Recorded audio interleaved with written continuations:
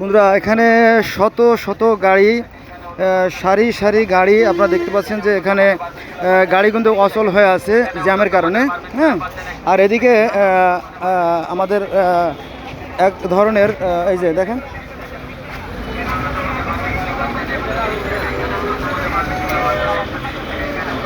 দখলদার বাহিনী রাস্তা দখল করে আছে। ডাইন পাশে যে ফুটপথ সেটা তো দখল করে ফেলাইছে, আপনারা দেখতে পাচ্ছেন এই যে এটা এটা দখল করে ফেলাইছে। তারপরে এই যে এখানে এই যে একটু পরেই সন্ধ্যা নামলেই এরপরে এইসব জায়গাতে চলাচল বেশ কঠিন হয়ে যাবে। দেখেন গাড়িগুলো অচল হয়ে গেছে, চলতে পারতেছে না। হ্যাঁ দেখেন এই যে, অথচ এটা কিন্তু ন্যায়সঙ্গত না। দেশে যদি সত্যিকারে আইন কার্যকরী থাকতো তাহলে এগুলো হতো না। আবার যদি আপনি আইন প্রয়োগ করতে যান তাহলে আপনার বিপদ। এটা আর কি। তো একটা দেশ সভ্য হতে হাজার বছর সময় লাগে, হাজার হাজার বছর সময় লাগে। হ্যাঁ এই দেখেন নারকীয় অবস্থা দেখেন, প্রচুর যত অলিগলি আছে সব জায়গা কিন্তু দেখেন সয়লাভ। দেখেন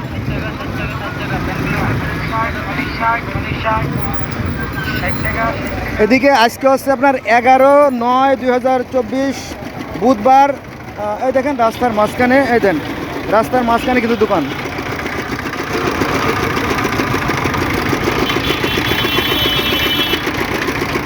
এখন আমার কথা হচ্ছে যে এই যে যারা এখানে দোকান দিচ্ছে এই সমস্ত অশিক্ষিত ছোটো লোক যারা আছে তাদের হাতে টাকা গেলে কিন্তু এরা ধরার সরজ্ঞান করে, এরা কিন্তু বিপদ। অর্থাৎ এরা যে এলাকার মানুষ হোক না কেন এরা কিন্তু তার এলাকার জন্য আতঙ্কের কারণ। মনে করেন যে সে ফুটপাতে থাইকে মূর্খ মানুষ, সে লাখ লাখ টাকা ইনকাম করতেছে, অথচ আমাদের এই দেশে দেখবেন যে অসংখ্য শিক্ষিত মানুষ তারা পায় না, চাকরি পায় না আর কি।